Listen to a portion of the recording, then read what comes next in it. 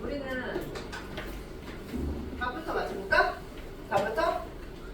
신나게? 1번에 2번이래. 맞았어? 2번에 3번. 3번에 누구 몇 번이야? 3번에 몇 번이냐? 3번에 4번. 잘했네. 4번에 몇 번? 4번. 5번에 못 푼 사람 그냥 틀렸다고 하세요. 5번에 5번. 다 맞은 사람? 오, 잘했네. 하나, 두 개, 두 개 제일 많아. 세 개. 오케이. 잘했어, 얘들아. 얘들아, 일요일 아침에 우리가 이렇게 또 만났어. 그치? 한 주 동안 1월 1일도 있었는데 떡국 먹었어?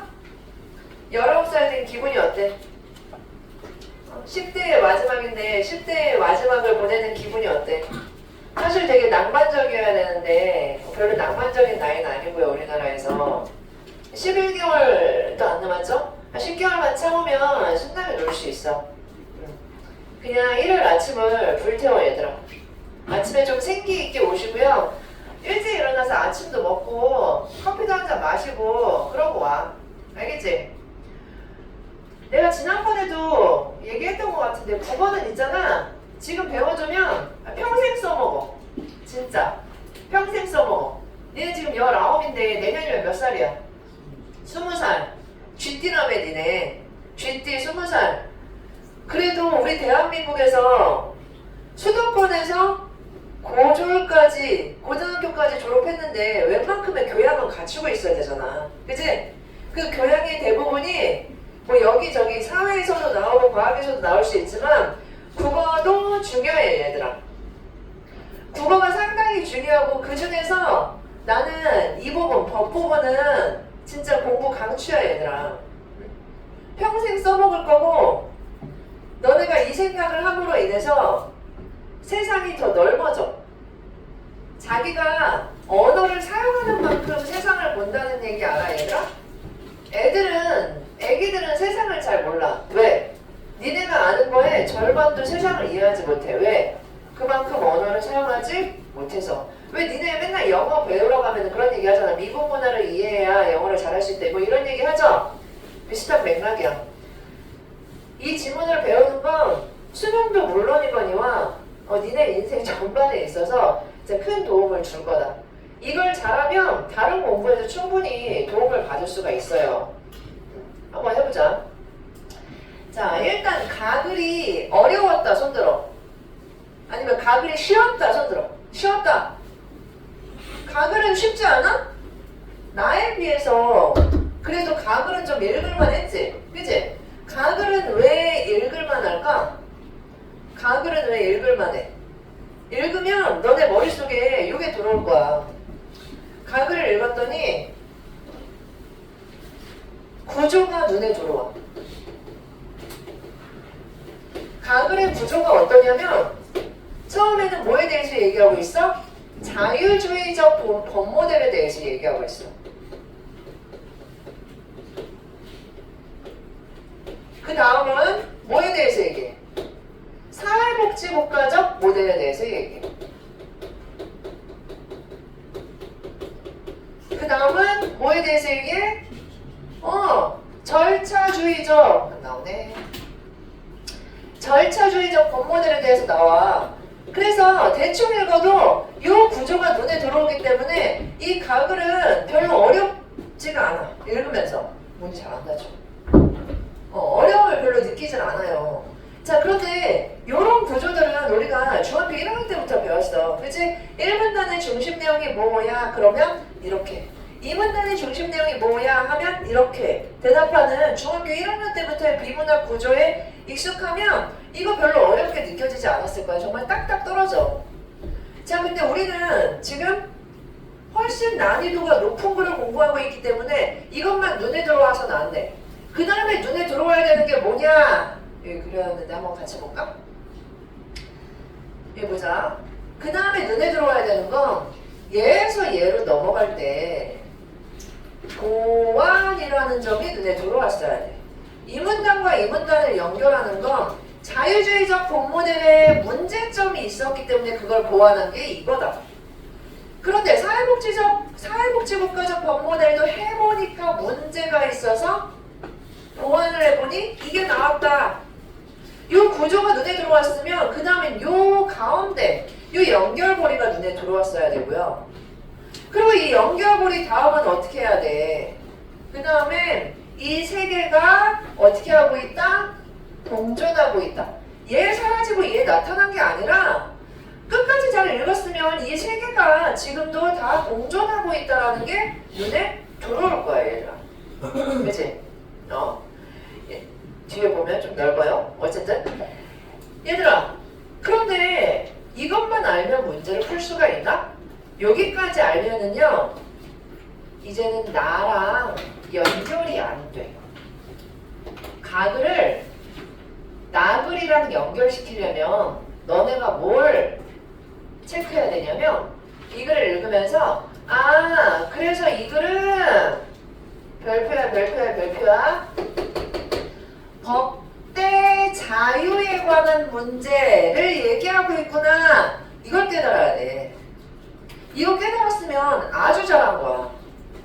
뭐 구조도 이렇고 구조 사이의 연결고리도 이렇고 이게 공존한다고 했는데 선생님 이게 왜 법과 자유에 관한 문제인가요? 이거 봐봐. 자유주의적 법모델에 대해서 읽었더니만 자유를 최대한으로 주려고 하다 보니까 법이 줄어든대. 앞으로 너네 법이라는 개념은 늘상 자유랑 부딪히는 개념이라는 걸 전제하고 있어야 돼. 야, 다 내 맘대로 하고 싶은데 내가 죽이고 싶은 사람 있으면 죽이고 내가 유턴하고 싶은 곳에서 유턴하고 나 그러고 싶은데 나 그럴 수 있어 없어? 없어. 사람은 법에 의해서 자유를 제한받아요. 그래서 근대에는 법이라는 게 생긴 이후에는 어떻게 한다고? 자유를 최대한 보장하기 위해서 법이 최소한으로 줄어들었어. 그래서 이 본문 보면 최소한, 최대한이라는 말이 나와. 그래서 여기에서 힌트를 얻어서 이거 법과 자유에 대한 얘기구나 라는 거 알아야 돼. 자, 근데 애초에 이 전제가 머릿속에 없으면 이걸 딱 한마디로 정의하기가 쉽지가 않아. 앞으로 너네가 만날 모든 법 지문은요 법대 자유야. 모든 지문은 그래. 모든 법 지문. 오케이? 자, 그러면서 요 뒤에 한계 나오고 보완할 목적으로 사회복지적 법모델이 나왔는데 얘는 야 자유를 너무 주니까 무슨 문제가 생겨? 사회경제적 조건이 모두에게 동등하게 주어지지 않은 상황. 그러니까 한마디로 뭐야? 평등하지 않은 상황에서는 최대한의 자유를 줘도 사람들이 공평하게 자유를 못 누린대. 예를 들어서 물건값을 마음대로 정할 자유가 있다고 쳐보자. 그러면 물건이 많은 사람은, 팔물건이 많은 사람들은 훨씬 유리해. 왜? 쟤는 물건이 하나도 없어서 사기를 살 수밖에 없고 나는 사지 않아도 좋을 정도로 풍족해. 그래서 내가 팔아야 되는데 내 맘대로 야 이거 10만원, 야 이건 100만원. 그러면 누구한테 불공평해요? 물건을 사야만 하는 사람한테는 불공평하죠. 그렇기 때문에 제한을 두는 거야. 그래서 사회복지국가적 법모델에서는 뭐를 확 줄여? 자유를 확 줄여. 여기 자유를 확 줄여. 야, 니네 그냥 냅두니까 안 되겠다. 평등과 연대의 가치를 구현하기 위해서 나는 법을 늘릴 거야 라고 얘기를 해. 니네한테 자유는 없어. 물건값은 이렇게 하고 최저시급은 이렇게 하고 다 모든 걸 규정해 넣는 거야. 그러다 보니까 뒤에 뭐래? 법적 규제가 과도하다 보니까 어떻게 한다? 야, 자율적 기능이 무너진다. 어쩔 수가 없어. 나중에는 법이 어떻게 한다? 법이 그냥 처음처럼 줄어드는 게 아니라 법이 한 발 물러서는 분쟁 해결 방식에만 관여하는 법이 직접적으로 규제를 하는 게 아니라 자율적으로 맡기되 한 발 물러서서 사람들을 보호하는 역할만 하도록 한 게 절차주의적 법이에요. 그래서 여기 봐봐. 법이 최소한으로 줄어들었다가 법이 확 늘어났다가 다시 법을 제한했어. 법과 자유 사이에서 얘들아 계속 밸런스를 맞춰가는 거야. 이게 더 커야 되냐 이게 더 커야 되냐 계속 밸런스를 맞추는 과정을 담은 글이 가야. 그렇기 때문에 각각의 문장을 이해하는 것도 중요하고 이 문장을 이해하면서 전체적으로 법과 자유의 문제라는 걸 이해해야지만 나글을 제대로 읽을 수가 있어요. 가랑 나는 그렇게 연결돼. 문제 푸는데 이게 핵심이에요. 그렇기 때문에 각 문장은 좀 쉬워서 같이는 안 읽었지만 여러 번 읽으면서 정말 혼자서 이렇게 정의할 수 있는지 여러 번 생각하세요. 오케이? 내가 이걸 여기다 X 쳐 놓은 이유도요. 절차주의적 법모델에 따르면 법은 분쟁에 직접 개입하지 않고 직접 개입해서 해결책을 내놓는 대신이라고 했으니까 직접 개입이 X야. 그럼 개입 안에 직접적으로 개입하지 않고 간접 개입한다는 얘기죠. 항상 이런 단어 나오면 같이 생각해 주셔야 됩니다. 알겠죠? 자, 그러면 나를 봅시다. 나에서는요, 첫 번째 줄이 무지하게 중요해. 1문단이 엄청 중요해. 자, 그러면 이게 가에서 말하는 것처럼 이걸로 보여, 얘들아? 이걸로 보이니? 재산관계에서는 개인의 자유가 최대한 보장되어야 하므로 인정해? 우리나라 어떤 나라? 자유민주주의의 자본주의 체제를 선택하고 있는 나라죠? 우리나라 자본주의니까 내가 당근에 이 분필을 5만원에 내놔도 나 잡혀가? 아예 안 팔릴 뿐이지 나 잡혀가지 않아. 그치? 대신에 내가 이 핸드폰을 300원에 내놨어. 누구는 땡 잡는 거지. 그치? 16이야. 어쨌든 300원에 내놓으면 금방 팔려. 그럼 나 완전 개손해야. 하지만 이거 나 잡혀갈 일이야? 아니야. 내 맘이야. 내가 주고 싶은 사람 돈 줄 수 있고 내가 물려주고 싶은 사람 돈 물려줄 수 있어. 그런데 사실은 그렇지가 않아요. 예를 들어서 내가 회사를 운영하는데 얘한테 일 시켰더니 얘가 1시간에 한 5,000원어치 정도 하는 것 같아. 그래서 내가 그냥 1시간에 5,000원 주는 게 나한테 수지타산이 맞아. 5,000원 주고 일을 시켰어. 그럼 나 어떻게 돼? 나 잡혀가. 그치? 나 그렇게 하면 안 돼. 재산관계에서는 개인의 자유가 최대한 보장되어야 해서 사실은 얘도 돈이 필요하고 나도 일 시킬 사람이 필요하고 우리들이 계약에 의해서 5,000원 주고받기로 약속을 했으면 그냥 그것이 인정돼야 되는 게 원칙이야. 원칙이다에 별표 치세요. 법지문에서는 늘 뭐가 나온다? 원칙이다가 나온다.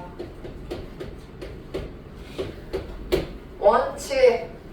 야, 인생에서 이 원칙이라는 말이 얼마나 허무하냐. 원칙이다라는 말이 왜 있을까? 왜 있어? 예외가 있으니까 원칙이다라는 말이 나오는 거야, 얘들아.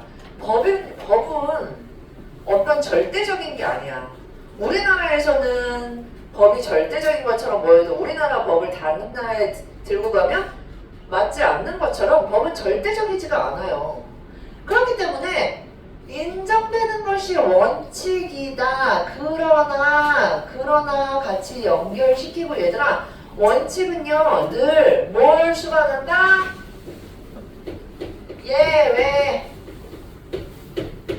예외가 따라다녀요.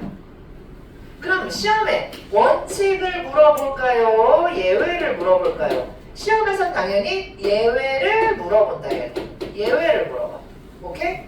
그래서 나랑 얘랑 5천원 주고받기로 한 원칙은 안 되고, 사회경제적 조건을 달리하는 당사자들, 이거 1 가에서도 나왔죠. 사회경제적 조건을 달리한다는 건 평등하지 않다는 얘기야. 얘랑 나랑 평등하지가 않아. 나는 사장, 얘는 노동자. 그렇기 때문에 우리 둘 사이에서는 얘를 보호해주기 위해서, 얘가 좀 모질라가지고 5천원어치밖에 못하지만 얘를 보호해주기 위해서 법률로 그 내용이 정해지는 경우가 있다. 이때 계약으로 그걸 변경할 수가 없다. 아무리 시급 5천원에 내가 계약을 했어도 어떻게 한다? 난 무조건 얘한테 얼마를 줘야 돼? 최저시급 10,000원을 줘야 된다. 얘들. 무조건. 자, 그럼 여기서 얘를 추상화시켜서 간단히 나타내면 어떻게 된다? 법이 먼저야, 계약이 우선이야. 둘 중에 뭐가 더 세? 법이 더 센 거야. 그럼 계약 뒤에 너네가 뭐라고 써놔야 돼? 자유라고 써놔야겠죠. 오케이?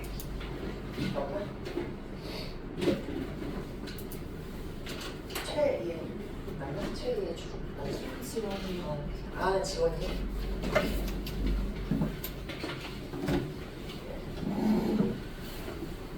자, 그래서 여기를 보면 우리 가에서 요거 했었잖아. 법과 자유 사이의 밸런스. 1분단에서 그 얘기를 하고 있는 거야. 얘네가 다 공존하고 있는데 이럴 때는 법이 세고 이럴 때는 자유가 센 경우를 나에서 구체적으로 보여주고 있는 거야. 그래야 가글과 나글이 연결이 돼요. 뭔 말인지 알겠어? 자, 그러면 두 번째 보세요. 임대차의 경우라고 했는데 너네 이거 생각했어? 첫 번째 문단 처음 시작은 재산관계에서는 이라고 했는데 얘가 임대차의 경우라고 했으면 임대차는 재산관계의 하위 개념이야. 그렇게 생각했어? 그렇기 때문에 1문단을 구체화시킨 게 두 번째 문단이야. 재산관계 중에서 임대차 경우에 사례들을 보겠대. 임대차가 무슨 뜻인데? 임대 무슨 뜻이야? 빌려주다. 임차 무슨 뜻이야? 빌리다. 그럼 임대차는 빌려주고 빌리는 그 사업을 얘기하는 거지. 대표적으로 월세, 집을 빌리는 경우, 월세 사는 경우. 임대차의 경우 그 내용은 계약으로 정해지는 것이 원칙이다. 하지만 이렇게 연결되죠. 얘도 기본적으로 자유가 우선하는 게 원칙이지만, 하지만 임대차의 목적물인 임차물이 생활의 근거인 주택이나 생업의 근거인 상가이면 임차인 보호라는 과제는 계약만으로 실현되기 어렵다. 자, 임차인 보호라는 과제 네모 치시고요. 임차인 보호라는 과제, 일단 순서대로 해보자면 임차인이 무슨 뜻입니까? 월세 사는 사람 얘기하는 거야. 그치? 너네 앞으로 임차인과 임대인, 채권자와 채무자 이런 단어들은 생각하지 않고 일감에 딱 알아들으셔야 돼요. 그러면 임차인이 약자겠어? 임대인이 약자겠어? 임대인은 집주인이야. 누가 약자야? 당연히 월세 사는 놈이 약자겠죠. 그럼 어떻게 해줘야 돼? 임차인을 보호해줘야 돼. 왜? 우리 이렇게 해보니까 너무 불평등해서 법을 어떻게 하기로 했어? 확대해서 보호해주기로 했잖아. 그게 여기 적용되는 거야. 임차인 보호라는 과제는 자유만으로는 실현되기 어렵다. 약자는 법이 보호해줘야 된다.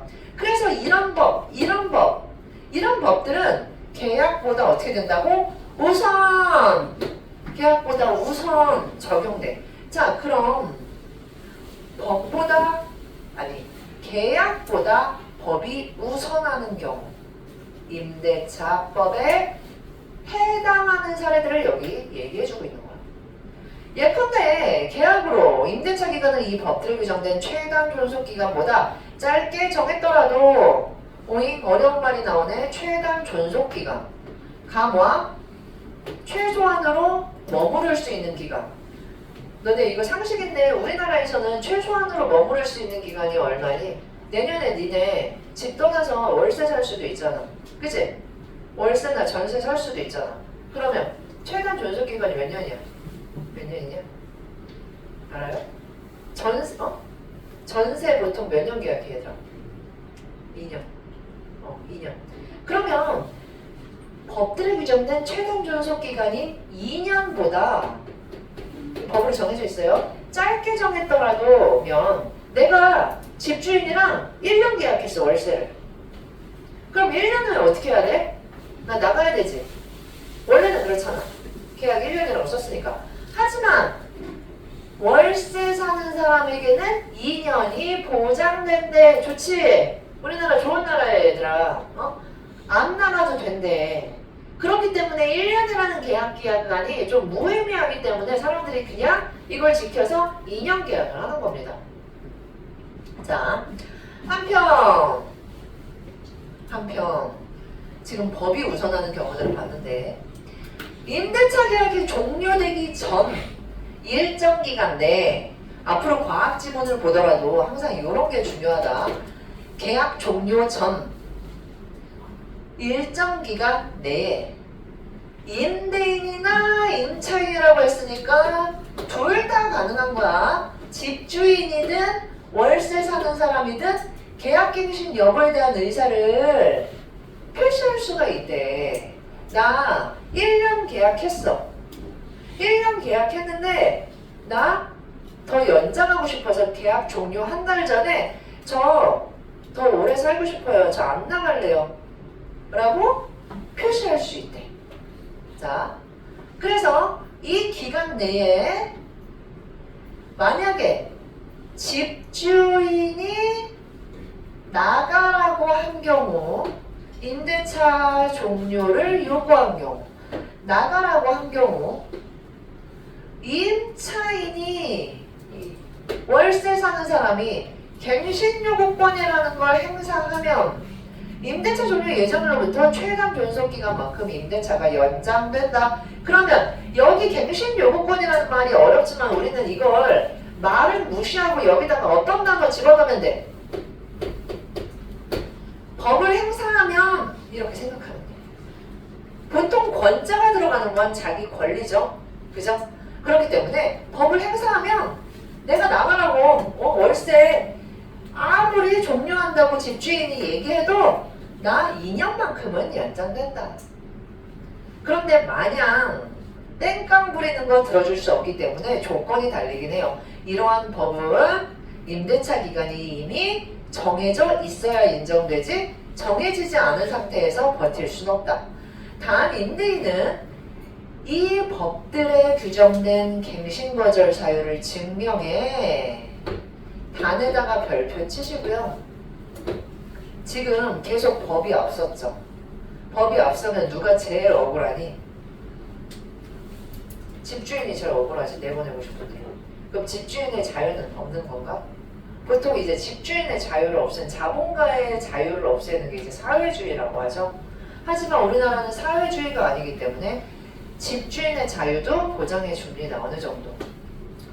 집주인은 적당한 갱신거절 사유. 아니야, 너 나가야만 해. 우리 갱신 못해. 너 여기서 더 이상 못 살아. 사유를 증명해서 거절할 수도 있긴 하대. 절대적인 건 아니야. 갱신거절 사유의 예로 임대인이 실거주하려는 경우를 들 수 있다. 실거주가 뭐야?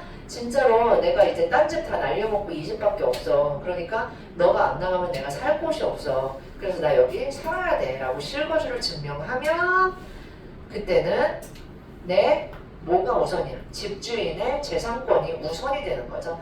그럼 이 경우는 법보다 뭐가 우선하는 거야 얘들아? 집주인의 자유가 조금 더 커지는 거죠. 그죠? 그래서 이 과정도 지금 어떻다? 계속해서 법과 자유 간의 밸런스를 맞추는 과정이다. 자, 주택이나 상가 임대차에서도 법이 아니라 계약으로 오인 A가 아니라 B로 너무너무 중요한 구조야 얘들아. 너무너무 중요해. A가 아니라 B로 왜 찬바람이 나와?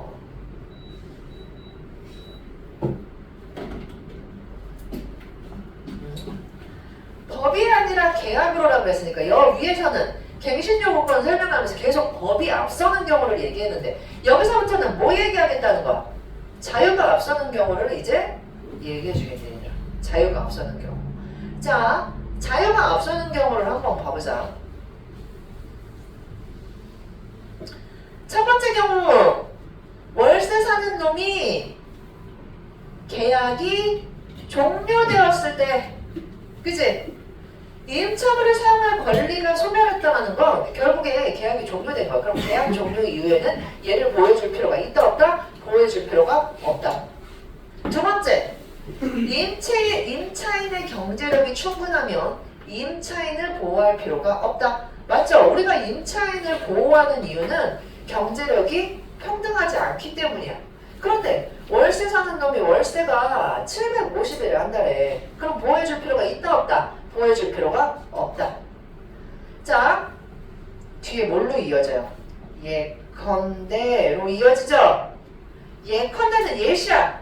그러면 위에보다 아래가 더 구체적이야. 그렇지. 그렇기 때문에 이 예컨대를 통해서 가가 1번이나 2번의 예시라는 걸 확인했었어야 돼 얘들아. 그런데 가는 1번의 예시니 2번의 예시니 임대차 종료 후라고 얘기했으니까 1번의 예시다. 1번의 예시. 오케이? 1번의 예시.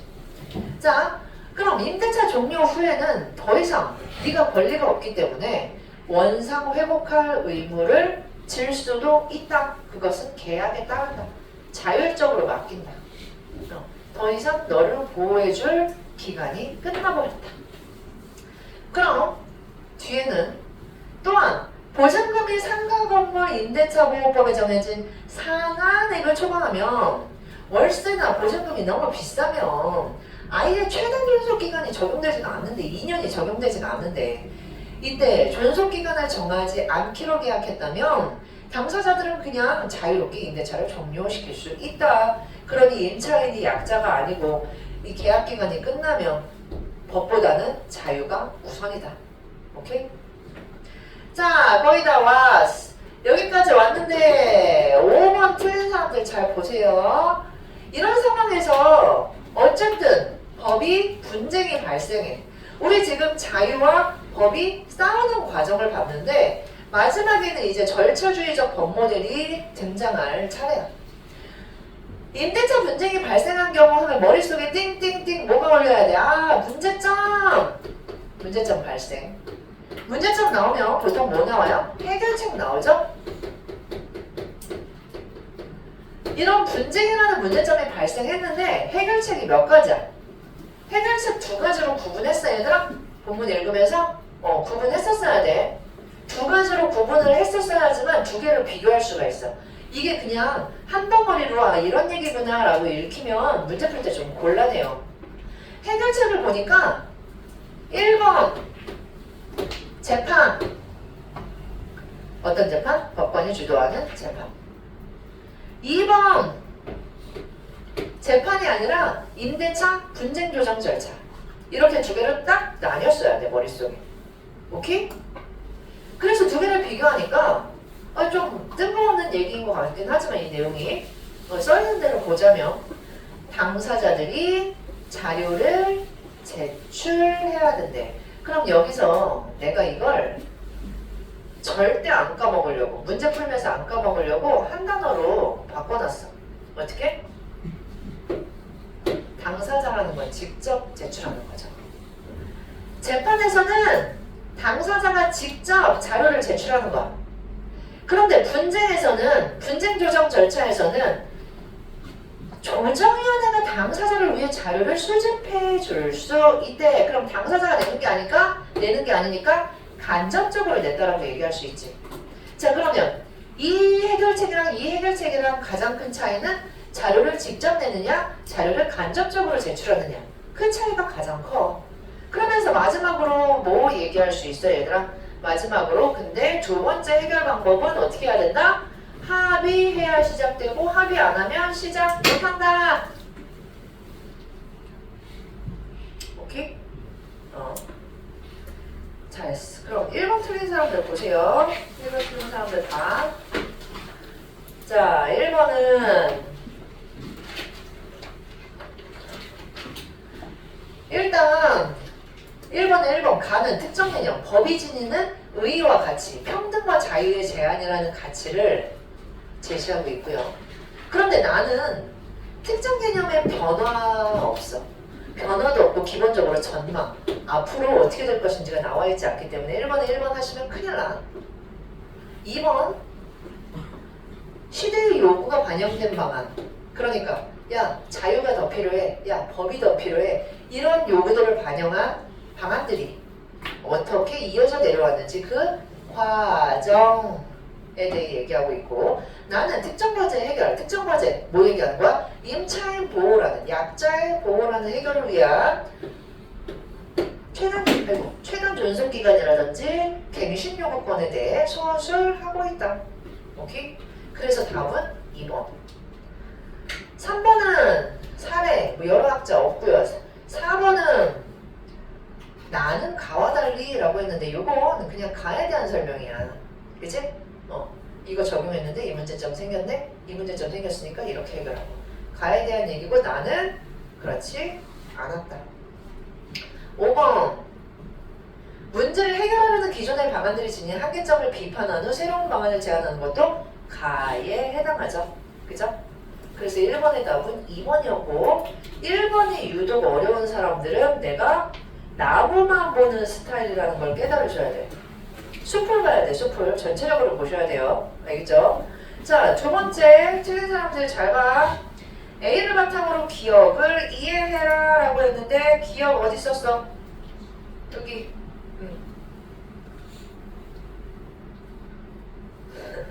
여기. 이러한 악순환,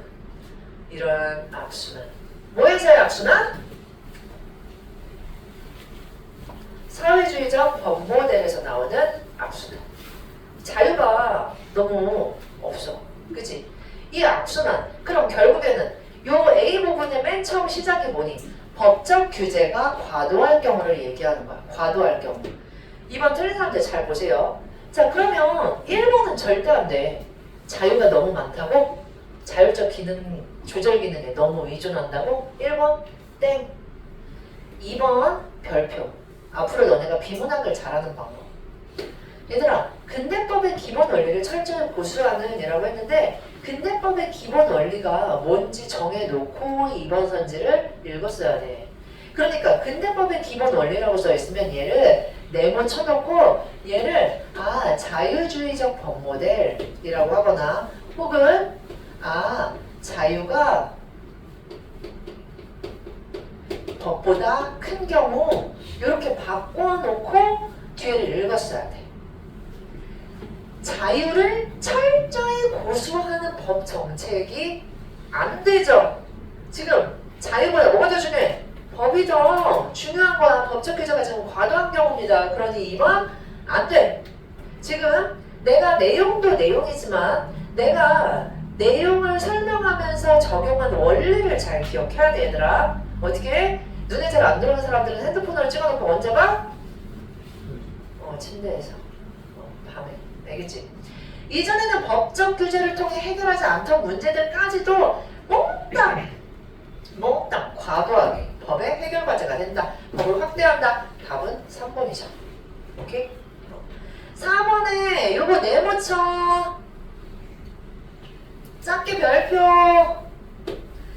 뭐라 그래? 세상에는 글로 써있지 않은 법도 있다. 글로 써있지 않은 법을 뭐라고 한다? 관습법이라고 한다. 오케이? 글로 써있지 않은 법. 문화적으로 나 노약자한테 자리 양보해야 되는 거. 그거 법으로 안 정해져 있죠? 그런 게 관습법이야. 삶의 세계에 대한 법의 간섭 빈도가 점점점 더 줄어들어. 땡! 그치? 그래서 4, 5번 아니야. 4번은 뭔 얘기지? 3번 틀린 사람. 3번 틀린 사람 없어? 한 명밖에 없어? 진짜? 왜? 많을 것 같은데. 3번 오답률 봐봐. 3번 오답률이 33%래. 꽤 높아. 3명 중 1명이 틀렸어. 그럼 틀린 사람은 이거 봐봐. 내가 이렇게 생각했나 봐봐. 가와 나를 이해하는데 자유주의적 법모델은, 사회복지국가적 법모델은, 절차주의적 법모델은, 자유주의적 법모델은 일단 여기서 다 끊어줬어야 돼. 이 끊어준 앞부분은요 다 가에 대한 내용이야. 그런데 가를 구체화시킨 사례들이 나의 제시가 되어 있어. 그래서 나의 내용을 보니까 임대인과 임차인의 계약에 개입하지 않아야 된다. 원칙적으로 개입하지 않는다는 건 뭐가 우선하는 거야? 자유가 우선하는 거기 때문에 자유주의적 법모델에 가깝죠. 가까워. 그래서 1번은 오케이야. 이렇게 판단해 줬어야 돼. 이걸 틀렸으면 이렇게 판단할 근거가 좀 부족했을 수 있어. 느낌으로 푸는 거 아니야. 자, 그럼 2번은 구조적으로 선지가 끊어놓고 임차인의 생업을 보호할 필요가 인정될 때, 그러니까 임차인이 이거 아니면 죽는다는 얘기 아닙니까? 그래서 보호해야 돼. 임차인이 약자야. 약자를 보호하려면 강자를 법으로 제한해야 돼. 이거 사회복지국가적 법모델 맞죠? 복지적으로 약자 편에 쓰는 거야. 그러면 계약보다, 니들의 자유보다 법이 우선한다. 맞죠? 3번은 절차주의적 법모델은 뭐라 그랬어? 한 발 물러선 법. 법이 간접적으로 분쟁 해결에만 집중적으로 개입한다는 얘기야. 그렇기 때문에 임대차 분쟁 규정에서 당사자들의 자유로운 의견 개진의 기회를 법으로 보장하는 것 맞죠? 그죠? 한 발 물러서서 내가 조정만 해줄게. 자, 4번은요. 자유주의적 법모델은 사회복지국가적 법모델과 달리 임차인의 갱신 요구를 임대인이 어떻게 해야 돼? 자유주의적 법모델은 누가 더 센 거야? 자유가. 그러면 임차인이 나 안 나갈래 해도 집주인이 어떻게 해야 돼? 안 돼. 나가. 내 맘이야. 법이고 뭐고 몰라. 나가야 돼. 거절할 수 있어야 한다. 그래서 답이 4번이야. 그러면 결국에 우리가 가에서 이해했던 법과 자유 사이의 이 갈등, 그게 3번 문제에 그대로 적용이 된 거죠. 5번도 보세요. 둘 다 평등 관계를 고려했군. 맞죠? 평등 관계를 고려해서 법이 과도해지거나 법이 기회를 확대해 준 거야. 그치? 그래서 5번도 맞다. 오케이. 4번 틀린 사람. 4번이 어려워. 우와, 좀 다행인 건 오답률이 높네. 나만 틀린 건 아니야. 그러면 이제 이게 좀 보일걸 얘들아. 나를 바탕으로 할 때 가의 이유를 찾으래. 가 찾아보자.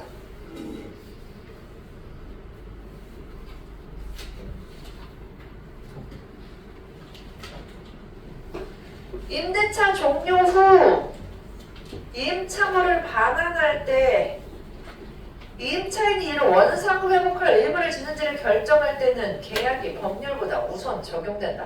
얘들아, 근데 예컨대에는 밑줄이 안 쳐져 있어가지고 우리 또 성실하게 문제를 풀다 보면 그냥 가를 계속 읽어. 그치? 아, 가는 대체 이유가 뭘까? 1번이 맞는 얘기인가 확인해보고 2번이 맞는 얘기인가 확인해보고 이런 식으로 문제를 보통은 푼단 말이야. 마음 급하면 막 그렇게 찾아 답을. 그런데 앞으로 가의 이유 찾을 때는 가의 이유를 먼저 알고 그 이유를 찾으러 다녀야 돼. 이 문장이 옳은 얘기인지 그른 얘기인지 본문에서 찾다 보면 틀릴 수밖에 없어. 이렇게 문제 나왔는데 수능에서 어떻게 문제가 나왔냐면 똑같이 법지문에서 가의 이유로 적절한 것을 해놓은 다음에 1번도 옳은 얘기고 3번도 옳은 얘기인 거야. 그래서 1번이 답인데 애들이 3번을 무지하게 많이 골랐어. 왜?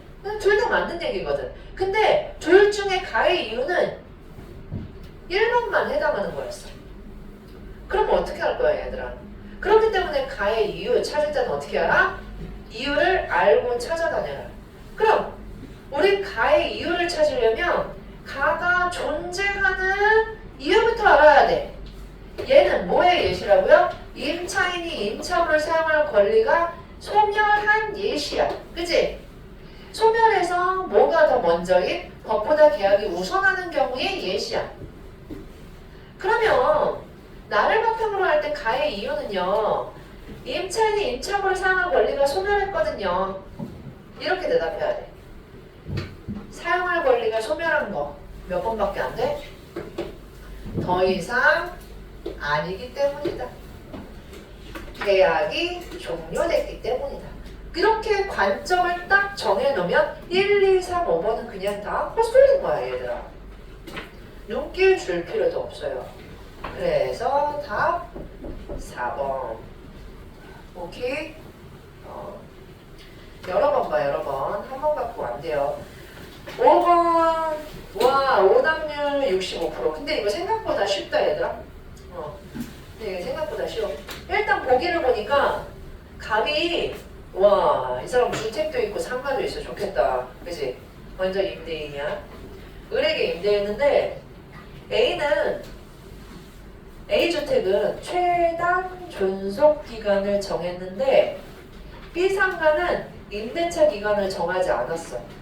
그럼 머릿속에 뭐가 들어와야 돼? 아까 본문에서 우리 뭐라 그랬어? 임대차 기간 정하지 않으면 나 보호받을 수 있어요? 없어요? 보호받을 수 없어. 그럼 나 2년을 보증 못 받아. 그치? 법에서 나 보호 안 해줄 거야. 게다가 B상가의 보증금은 상한액을 초과해. 와, 나 경제적 약자도 아니네요.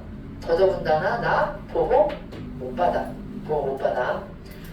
갑이 위에 두 법에 규정된 갱신 여부에 대한 의사를 표시할 수 있는 기간 중에 종료를 주장했는데 집주인은 임차인은 월세 사는 사람은 갱신을 요구했대.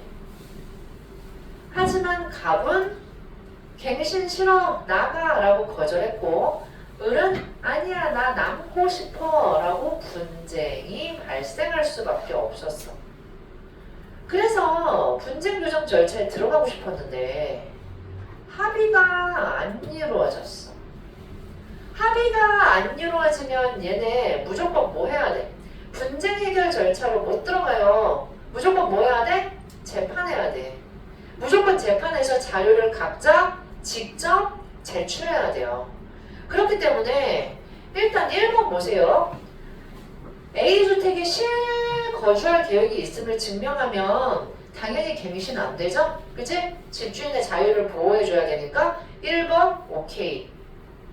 2번 을이 갱신 요구권을 행사해서 임대차 기간을 연장할 수 있다면 그것은 약자를 위한 가치 실현을 위해 마련된 의무 규정이 적용된 것이겠군. 얘들아, 법을 행사해서 내 권리를 지켜냈어. 그거 뭘 위해서야? 약자를 위해서야. 그렇기 때문에 2번 옳아요. 자, 근데 3번 보세요. 을은 갑에게 상가 건물 임대차 보호법에 규정된 최단 연속 기간을 주장할 수 없죠? 3번은 보기에서 얘기했죠? 이 사람 보호 못 받습니다. 상한액도 초과했고 임대기간도 명시해놓지 않았어. 그래서 3번 땡. 4번 을의 의사와 무관하게 잘 봐. 4번 한 사람 B상가 임대차를 종료시킬 수 있는 것은 그러니까 을이 안 나가고 싶어도 갑의 의사대로 라는 말이 숨어있는 거죠. 집주인 마음대로 임대차를 종료시킬 수 있는 이유는 시민 개개인의 자유가 임대인에게 보장된 것이겠군. 4번 그럼 맞는 얘기야. 임대인에게는 이러한 자유가 있다라고 얘들아. 어? 자유가 있다라고 얘기할 수 있어. 그래서 4번 이상한 문장처럼 보이지만 명명백백 옳은 얘기야 얘들아. 그치? 그래서 4번은 맞고 답이 몇 번이다? 5번 갑과 을 간의 A주택 임대차에 관한 분쟁 해결 절차에서는 이라고 했는데 분쟁 해결 절차가 못 열려요. 얘네들은 재판해야 돼. 그치?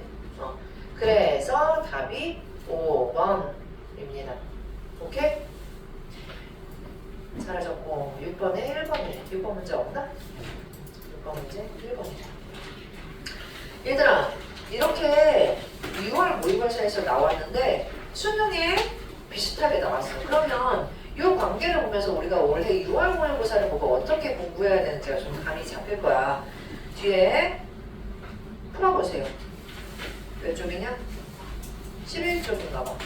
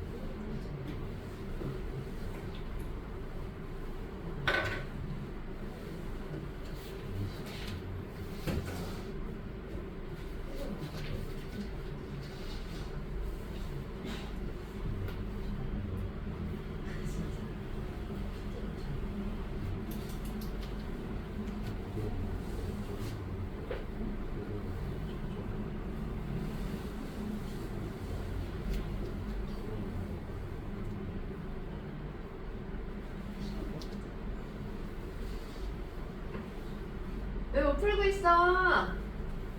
응?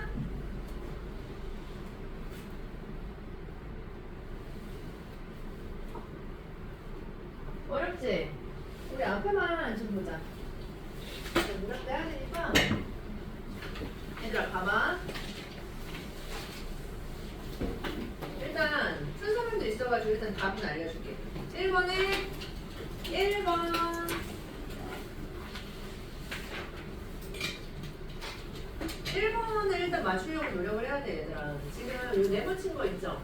구분, 열거, 분석, 정의, 사례, 결과, 대조, 과정. 요 네모 친 걸 중심으로 보셔야 되고, 우리가 1, 2번을 빨리 풀수록 좋아. 알겠지? 1, 2번 맞추려고 일단 노력을 하셔야 되는데 1번은 항상 요걸 중심으로 생각을 해요. 1번이고요. 2번에 5번에 유추 비교도 내가 봤을 때 유추 비교. 2번의 답은 4번이래. 2번도 어렵다. 그치? 어려워. 4번은 값어치가 일치해야라고 되어 있는데 일치해야는 조건이야 얘들아. 이런 조건이 없었어. 일단 간단히 설명을 할게요. 3번은 별표 100만 개야. 3번의 답이 2번이거든요. 3번 문제 무지하게 복잡해. 근데 우리는 3번 문제 푸는 것도 좋은데 비문학이 좀 익숙해져야 되기 때문에 일단은 3번에 2번이고 1, 2번을 맞추는데 더 주력합시다. 알겠죠? 자, 4번의 답은 5번이야. 5번은 답 3번. 오케이? 6번에 있었는지 모르겠는데 5번. 자, 얘들아 잠깐 가 좀 봐봐. 가는 설명 안 해도. 우리 이거 또 볼 시간이 있을 거야. 우리 가를 보세요.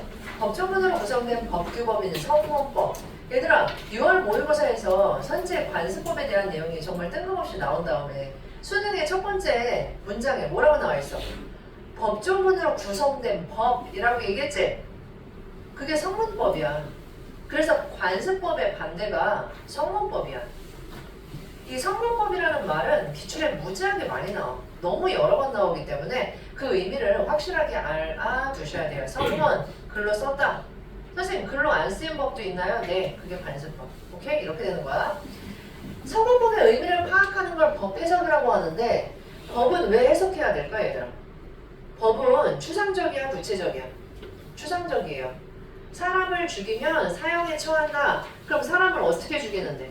칼로 찌르거나 총으로 쏘는 것뿐만이 아니라 내가 규정을 안 지켜서 사람을 죽일 수도 있죠. 간접적으로. 그럼 그건 사형인가 아닌가? 법을 해석해봐야 돼. 그치? 그렇기 때문에 이 써있는 법의 의미를 파악하는 걸 법 해석이라고 하고 법은 사회 구성원들에게 보편적으로, 일반적으로, 상식적으로 적용되는 규범이므로 성문법을 구성하는 그 말들, 단어나 문장은 일상적 의미에 충실하게 해석되어야 한다. 그래서 법을 해석하는 방법이 물리 해석, 세계적 해석, 역사적 해석 이렇게 세 개가 나오고요. 이 세 개를 기본적으로 나눠서 생각해야 돼. 나눠서 생각해서 글만 보고 해석하는 건 물리 해석인 방법이야. 글만 본다는 건 노인은 10시 이후에 노인이라고 하지 말자. 청소년은 10시 이후에 PC방에 가면 안 된다. 이러면 청소년에 해당하는 말 그대로 해석되는 거. 10시만 그랬으면 10시에 충실하게 해석되는 거. 그럼 PC방이면 PC방에 충실히 해석되는 거. 그러면 PC방은 10시 이후에 안 된다 그랬으니까 그럼 풀스방은 되나? 그런 거. 그치? 이런 식으로 말에 충실하게 해석하는 것, 그걸 물리 해석이라고 하고 그런데 물리해석뿐만이 아니라 물리해석으로는 그 내용을 제대로 파악하기 어려우면 봐봐 PC방은 안 되는데 풀스방은 되면 웃기잖아. 그치? 그렇기 때문에 그것이 사용된 맥락을 고려해 그 의미를 파악하는 거예요. 여기서 PC방은 그냥 10시 이후에 게임할 수 있는 방을 말해요 라고 맥락을 고려해서 파악하면 체계적 해석이고 입법 과정에서 논의된 내용을 바탕으로 하면 역사적 해석이라는 거야. 그렇기 때문에 뒤에 그 예로서 하면서 세 개 중에 어떤 예시가 나와 있어? 치사하게도 체계적 해석에 대한 얘기만 나와 있어. 이 뒤에가 체계적 해석이라는 걸 너네가 일단 가해서 파악했었어야 돼. 왜 체계적 해석이야? 요 문단 마지막에 뭐라고 되어 있어? 성문법 조문에서 사용될 때 그 맥락을 고려하여 일상적 의미로 파악 안 하고 다른 의미로 해석할 수도 있다. 그러니까 다른 의미로 해석한다는 거 물리 해석이 아닌 체계적 해석을 적용해서 유상계약에서의 맥락과 뒤에서 그 채권과 관련된 맥락에 따라서 담보라는 단어를 다 다르게 해석했다는 얘기야. 아, 그래서 여기는 다 체계적 해석에 관한 얘기구나. 그래서 담보 책임은 이런 거고 담보 물건이라는 건 이런 거구나. 맥락에 따라서 담보 내용이 달라졌네 까지 해석을 했었어야 돼요. 알겠지? 자, 나를 딱 보면 맨 처음에 되게 황당해. 짜증나. 이거 수능 문제인데 이런다 얘들아. 앞으로 이런 게 나와도 쫄지 말아야 돼.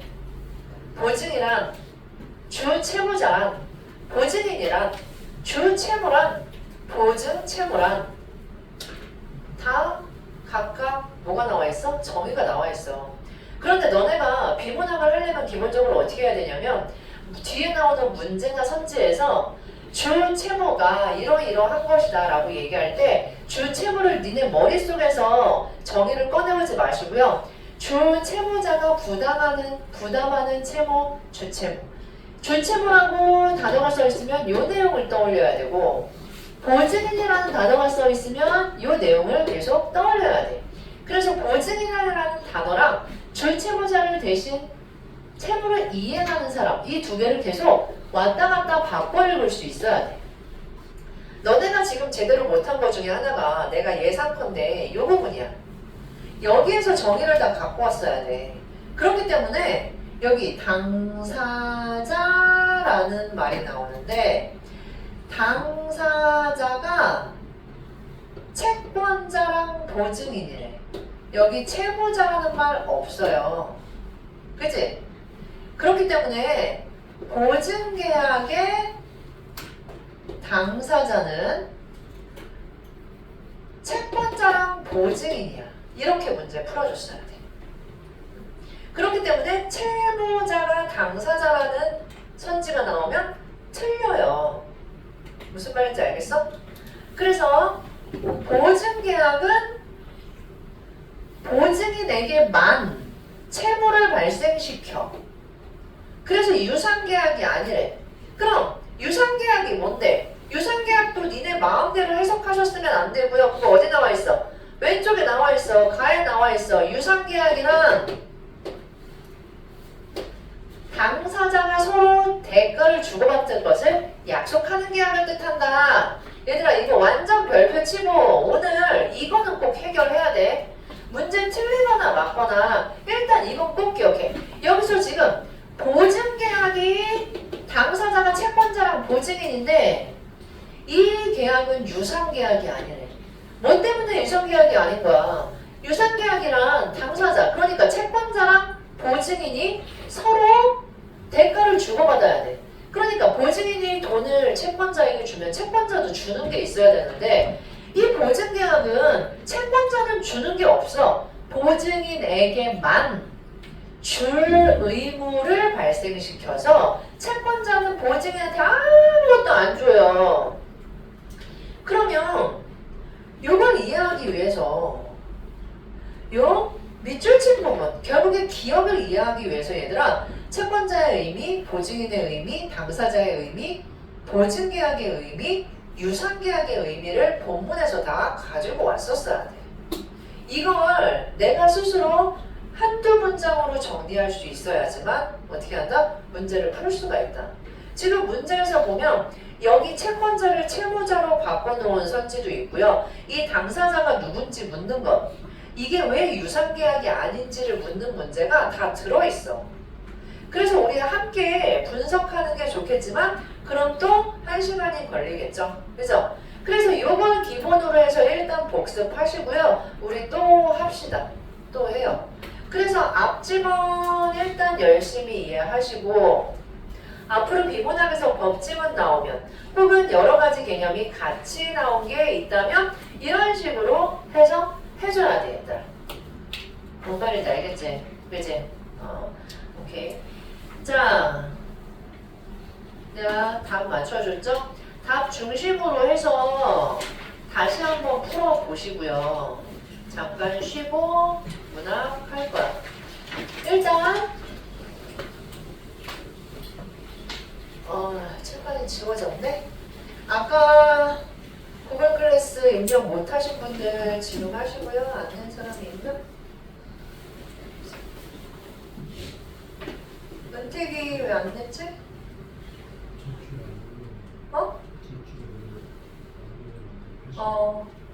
눌러주고 서연이도 원서연 아까 안 눌렀나? 그걸? 네 제출? 해주세요. 하은이도 같이 내고 오케이. 잠깐 쉬고 이따 볼게.